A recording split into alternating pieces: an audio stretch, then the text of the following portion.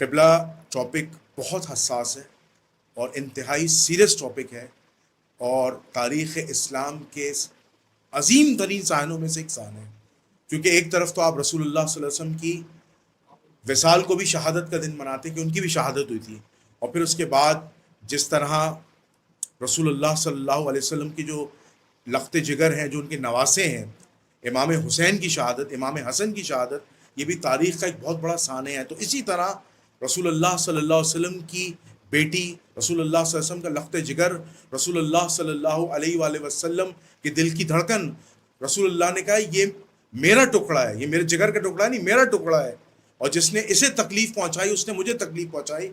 آپ لوگوں کا یہ عقیدہ ہے، مکتبہ تشیع کا عقیدہ ہے کہ سیدہ کائنات کی اسیسینیشن ہی ہے، ان کا قتل ہوا ہے اور باقاعدہ ان کو مارا گیا ہے، اور اس کے پیچھے جو محرکات تھے، جو وجہ تھی، وہ تھی کہ بیعت کی جائے، علی بیعت کریں، علی بیعت کریں۔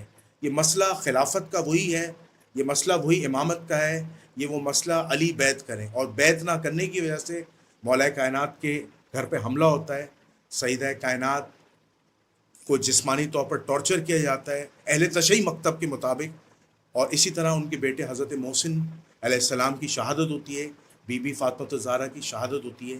میرا آپ سے بنیادی سوال ہے، کیا یہ واقعہ اہل تشیع کتب میں ثابت ہے؟ اس واقعے کی جو حقیقت ہے عوام الناس کو بتائیے۔ بسم اللہ الرحمن الرحیم، الحمدللہ رب العالمین والصلاة والسلام علی سید المرسلین وآلہ الطیبین الطاہرین المعصومین المظلومین۔ جنید بھائی، بات ایسا ہے کہ آپ نے جو بات کہی، یہ سوال کیا بی بی فاطمہ الزہرا سلام اللہ علیہ کی شہادت کے حوالے سے، تو ہمارے پاس کانسیپٹ آپ کو پتہ ہے کہ ہم رسول اللہ صلی اللہ علیہ وآلہ وسلم کے بعد ان کی اوصیاء کی ولایت پر یقین رکھتے ہیں، اور ہم وہ تمام دین ان سے لیتے ہیں، انہی کی باتوں پر چلتے ہیں، اور کوئی بھی ہمارا عقیدہ ایسا نہیں ہے کہ جو قرآن کی مخالفت میں ہو، یا ائمہ معصومین علیہ السلام اس کے خلاف ایک بات کرتے ہیں اور ہم ایک دوسری بات کرتے ہیں۔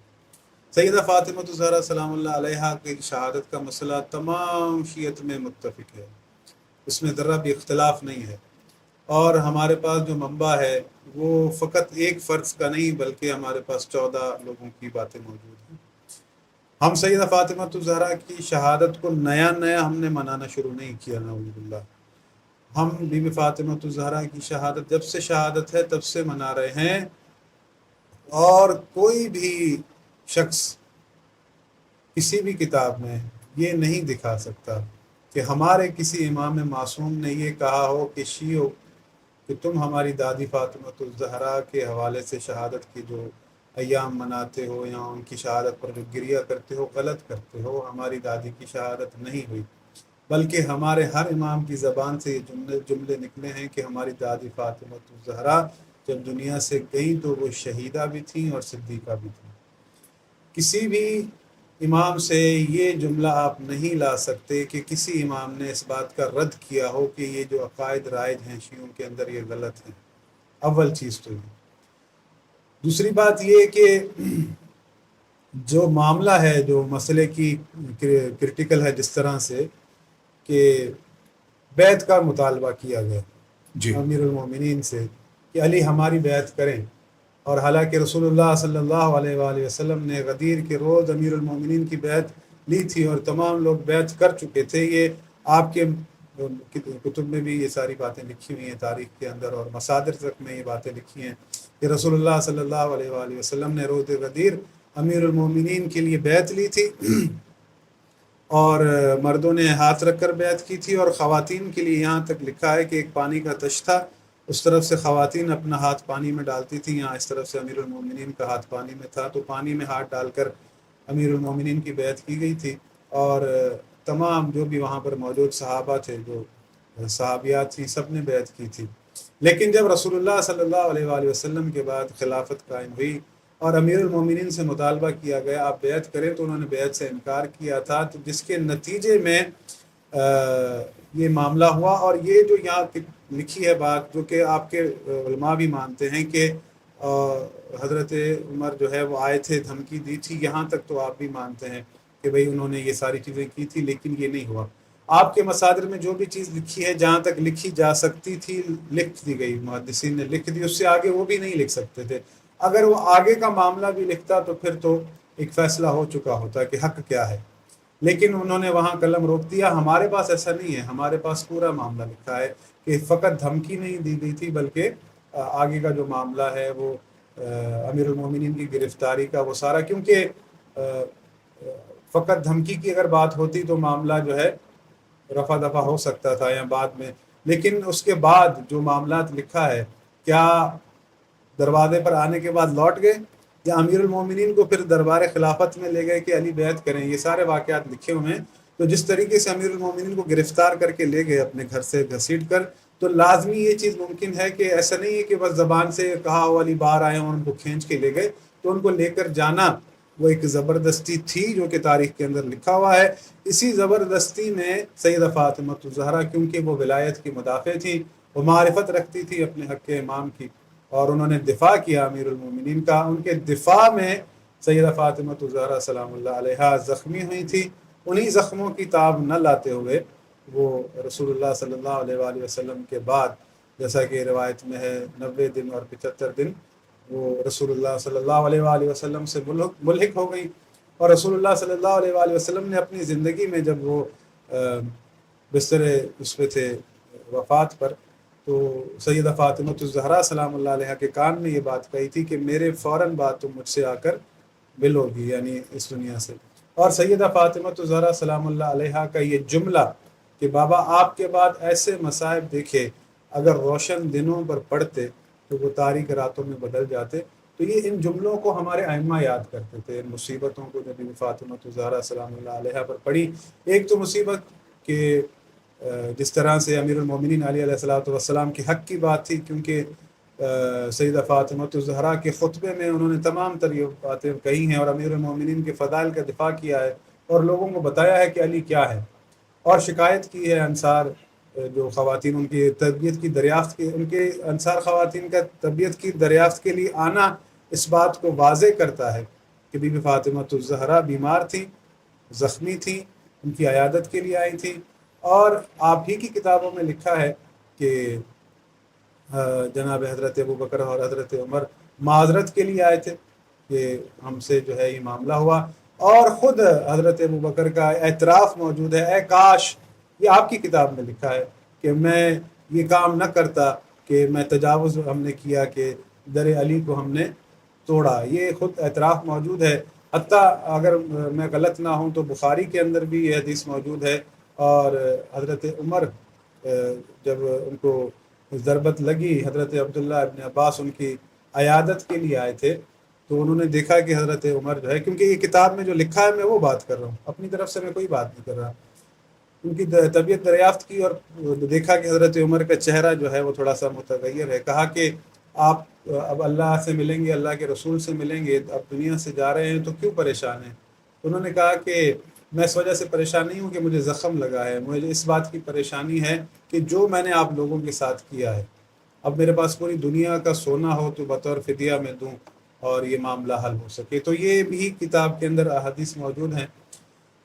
بات جو ہے روز روشن کی طرح یہ اختلاف سب کے سامنے ہے کہ اس طرح کے واقعات ہوئے ہیں، وہ الگ بات ہے کہ لوگ نہیں مانتے کہ اس طرح ممکن نہیں ہے۔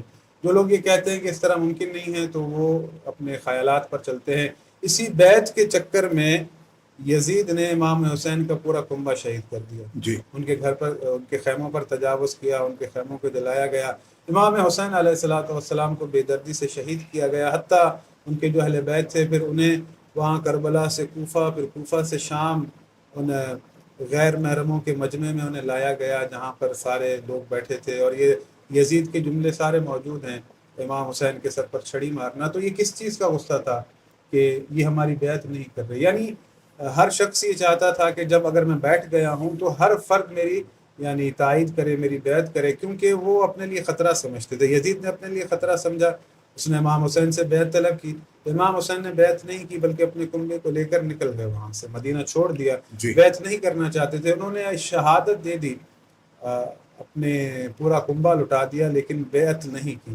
امام امیر المومنین علیہ الصلوۃ والسلام کے ساتھ بھی یہی معاملہ تھا، وہ سیدہ فاطمہ الزہرا کی شہادت ہو گئی، جس کی وجہ سے ایسا کچھ نہیں ہو سکا کہ زبردستی کا ایسا معاملہ. تو یہ تو مسلم باتیں ہیں کہ جن میں کوئی شک نہیں. ہمارے پاس جو آپ کتاب کی بات کر رہے ہیں، کتاب سلیم بن قیس ہلالی، اس سے بڑھ کر اگر کوئی چیز ہے تو ہمارے پاس ہمارے ائمہ کے اقوال ہیں کہ وہ اگر ایسا کوئی معاملہ ہوتا تو وہ ہمیں منع کرتے. بلکہ ہمارے پاس تو ان کے جو ہے نا اقوال موجود ہیں.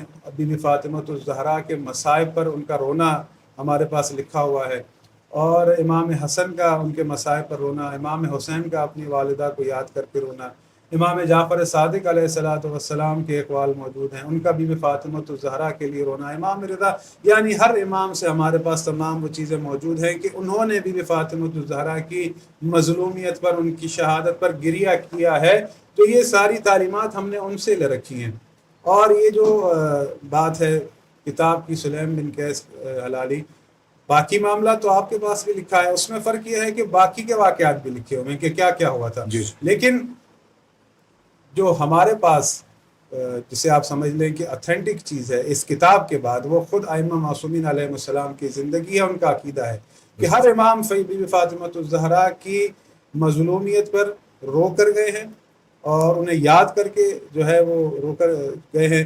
حتیٰ یہاں تک کہ ہمارے پاس مصائب میں یہ چیزیں پڑھی جاتی ہیں کہ امام جعفر صادق علیہ السلام کے پاس ان کے ایک صحابی آئے، کہا کہ مولا مجھے اللہ نے بیٹی دی ہے، لے کر آئے. جیسے ہوتا ہے کہ بچہ پیدا ہوتا ہے امام کی زیارت کے لیے، امام نے پوچھا کہ اس کا نام کیا رکھا ہے؟ تو اس شخص نے کہا کہ اس کا نام ہم نے فاطمہ رکھا ہے.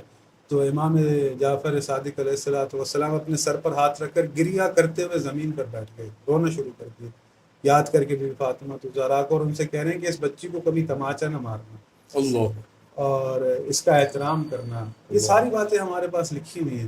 امام حسن سے ہمارے پاس روایت موجود ہے، امام حسین علیہ السلام سے ہمارے پاس روایت موجود ہے. اور امام حسین علیہ السلام کو پتہ تھا کہ مجھ سے بیعت طلب کی جا رہی ہے، میرے ساتھ کیا ہوگا، کیونکہ ان کو پچھلے واقعات سارے پتہ تھے، اور میرے ساتھ کیا کیا کیا جائے گا، یہ ساری باتیں وہ جانتے تھے. ہر امام جانتا تھا، اور ہر امام کو اسی بیعت کے چکر میں زندان میں رکھا گیا ہے کہ یہ ہماری بیعت کریں. اور ان کے جو اہل بیت ہیں انہوں نے اسی وجہ سے مشکلات کاٹی ہیں. نہ فقط بی بی فاطمہ الزہرا سلام اللہ علیہا، بلکہ ہر امام نے اور ان کے گھر والوں نے اس بیعت کے معاملے میں تکالیف اٹھائی ہیں، کیونکہ حکومت بعد والی آنے والی ان کو اپنے لیے خطرہ سمجھتی تھی. ان سے یہ چاہتی تھیں کہ یہ ہماری بیعت میں رہیں. اگر یہ لوگ آزاد رہیں گے، لوگ ان کی بیعت کریں گے، ان کے پیچھے چلے جائیں گے، ان کی بات مانیں گے، تو ہماری حکومت کے لیے خطرات پیدا ہوں گے. کون سا ایسا امام ہے جس نے آزادانہ زندگی گزاری ہو، سوائے چند ایک کچھ ایسا لمحہ ملا ہو کسی امام کو کہ انہوں نے دین کو بیان کیا. باقی تمام ائمہ کو زندانوں میں رکھا گیا، اور ان کے اہل بیت کے ساتھ یہی مسائل رہے، مشکلات انہوں نے کاٹی کہ وہ نہیں چاہتے تھے کہ اپنا ہاتھ حکومت کے حوالے کریں. اچھا قبلہ، میں چاہتا ہوں کہ ساتھ ساتھ ہم اہل سنت والجماعت کے اعتراضات بھی آپ کے سامنے رکھیں.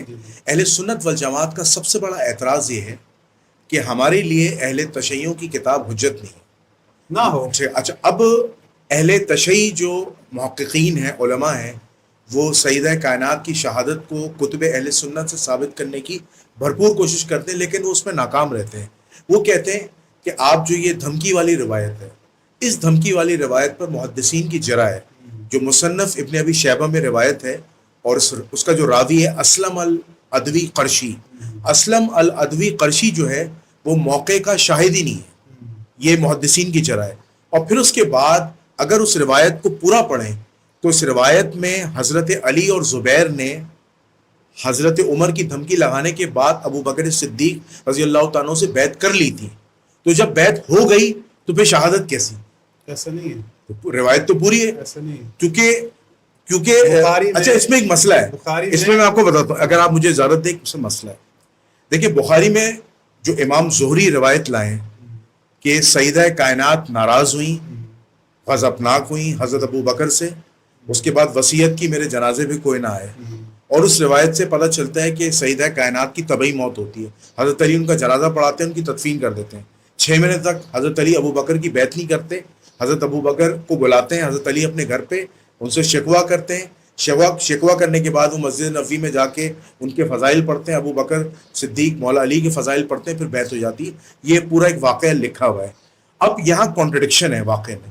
اہل سنت کی ایک روایت ہے مصنف ابن ابی شیبہ کی، اس میں سیدہ کائنات کی زندگی میں بیعت ہو گئی ہے، اور بخاری کے اندر جو زہری روایت لے کے آ رہا ہے اس میں بیعت 6 مہینے بعد ہو رہی ہے.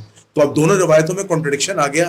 اب اہل تشیع علماء کس طرح اس میں سملرٹی پیدا کریں؟ دیکھیں یہ بات تو مسلم ہے نا کہ بی فاطمۃ الزہرا، بخاری کیونکہ آپ کے پاس وہ کتاب ہے جسے یہ ٹائٹل حاصل ہے کہ قرآن کے بعد سچی کتاب ہے، جی جی اور اس میں یہ لکھا ہے کہ بی فاطمۃ الزہرا غضبناک حالت میں گئیں اور امیر المومنین نے ان کا جنازہ خود پڑھایا، رات دوپہر میں ان کو لیکن وہ دفن کیا. طبعی موت ہے، نہیں، طبعی موت کا اس میں ذکر نہیں ہے نا. بات یہ ہے کہ اس میں شہادت بی کا بھی ذکر فاطمہ نہیں ہے. الزہرا کو کس بات پر ناراضگی تھی؟ اگر تو آپ بیعت کی بات کرتے ہیں تو جس بات پر بی فاطمہ الزہرا ناراض تھی وہ بات کیا تھی؟ کہ علی سے بیعت کیوں مانگی جا رہی ہے، اس بات پہ ناراض تھی یا کوئی اور معاملہ تھا؟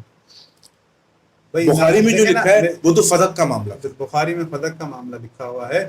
تو بات یہ ہے کہ رسول خدا صلی اللہ علیہ وآلہ وسلم کی بیٹی اگر طبعی موت دنیا سے گئی ہیں تو وہ کون سی بیماری تھی جس کی وجہ سے وہ گئی؟ کیا وہ ان کے پاس لکھا ہوا ہے؟ نہیں، ایسا کچھ بھی نہیں لکھا ہوا. بھائی طبعی ہوتی ہے، بخار تھا، یہ مسئلہ تھا، کچھ بخار بھی تھا. نہیں. جب قاد ابن سعد میں جو روایت وہ لاتے ہیں اہل سنت کہ ان کو بخار ہوا. دیکھیں بخار تو آپ کو جو ہے نا جی جی زخمی حالت میں بھی ہوتا ہے. ہاں بات یہ ہے کہ اگر تو یہ ساری چیزیں لکھ دی جاتی تو پھر تو جی جی معاملہ ہی حل تھا نا. جی جی تو رسول اللہ صلی اللہ علیہ وآلہ، کیونکہ یہ معاملہ ایسا ہے کہ جب تک آپ پیچھے نہیں جائیں گے آپ کو بات سمجھ میں نہیں آئے گی. جی میں اگر یہ کہتا ہوں کہ بی بی فاطمہ الزہرا سلام اللہ علیہ پر حملہ ہوا تھا یا ان کے گھر پر حملہ ہوا تھا امیر المومنین، در حقیقت وہ تو مدافع بن کر آئیں امیر المومنین کی، تو اس وجہ سے وہ زخمی ہیں. اس سے پہلے ایک اور چیز ہوئی ہے جس پر دونوں متفق ہیں، سنی بھی شیعہ بھی، کہ رسول اللہ پر قاتلانہ حملہ ہوا تبوک کے موقع تبوک پر. کے موقع پر. جی تو سوال یہ 12 ہے، منافقین والی جو حدیث ہے. جی سوال یہ ہے کہ رسول اللہ پر قاتلانہ حملہ کیوں ہوا؟ ان کے ساتھ کیا مسئلہ؟ اور رسول اللہ پر قاتلانہ حملہ ہوا، رسول اللہ نے ان کے چہرے بھی دیکھے، بالکل دیکھ سب کچھ ہوا، مسجد نبوی میں حضرت نماز ہی حذیفہ پڑھتے کو تھے. نام بھی لکھوایا. جی جی بالکل آپ رسول اللہ نے ان کے خلاف کوئی کارروائی نہیں کی. کیوں نہیں کی؟ بس اتنی تنبیہ کی تھی کہ جنت میں کبھی داخل نہیں ہو سکتا. بات یہ ہے کہ وہ تو اپنی طرف سے اقدام قتل کر چکے، وہ تو اللہ کی مصلحت تھی، اللہ نے نہیں چاہا، لیکن وہ اپنی طرف سے قتل کر چکے. اللہ کے رسول نے ان کے چہرے دیکھ لیے، حضرت حذیفہ کو لکھوا دیا. حضرت حذیفہ کہتے رہے کہ یا رسول اللہ، یہ معمولی بات نہیں ہے کہ انہوں نے آپ کو قتل کرنا چاہا ہے اور آپ انہیں سزا دلوائیں، ہمیں حکم دیں کہ ہم انہیں قتل کریں. رسول اللہ نے فرمایا حذیفہ خاموش رہو. پھر آگے بڑھے، وہی بات حضرت حذیفہ نے کہی کہ یا رسول اللہ، یہ معمولی بات نہیں ہے کہ کوئی آپ کو قتل کرنا چاہے، یہ کچھ بھی کر سکتے ہیں یہ لوگ، آپ اجازت دیں ان کو قتل کیا جائے. رسول اللہ نے کہا کہ حذیفہ خاموش رہو. حتیٰ مدینے پہنچ گئے.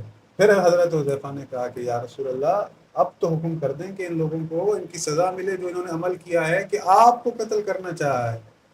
تو رسول اللہ نے فرمایا کہ حذیفہ خاموش رہو، یہ لوگ مجھ سے کیوں نہیں آ کے پوچھتے کہ وہ کون تھا جو آپ کو قتل کرنا چاہتا تھا. رسول اللہ کے ساتھ کتنے آدھار اصحاب تھے. آج اس دور کے اندر کسی مذہبی لیڈر پر قاتلانہ حملہ ہو جائے تو شہر بند ہو جائیں گے کہ بھئی کیوں ہمارے قائد پر حملہ ہوا. رسول اللہ صلی اللہ علیہ وآلہ وسلم پر قاتلانہ حملہ ہوا. مجھے دکھا دیں تاریخ کے اندر کتنے لوگ آئے رسول اللہ سے پوچھنے یا رسول اللہ کون تھا وہ جو آپ کو قتل کرنا چاہتا. لائن نام نہیں، نام تو رسول اللہ نے بتانے سے منع کیا تھا.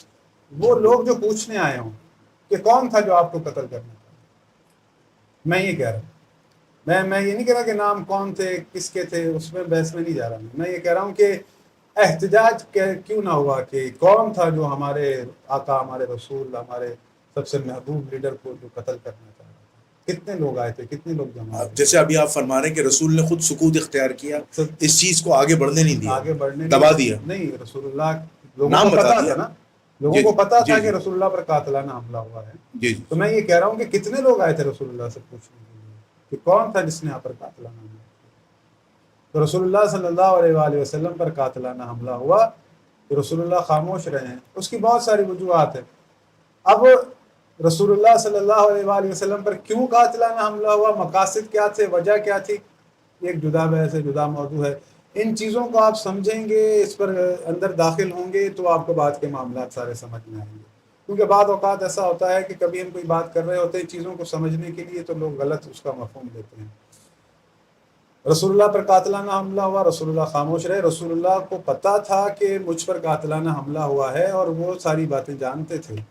ہمارے پاس جو احادیث ہیں سب کچھ لکھا ہوا ہے۔ رسول اللہ صلی اللہ علیہ وآلہ وسلم نے اپنی زندگی میں ہی سیدہ فاطمہ الزہرا سے یہ کہہ دیا تھا کہ میرے بعد تم سب سے پہلے میرے پاس آؤ گی، اور ہمارے پاس حدیث موجود ہے۔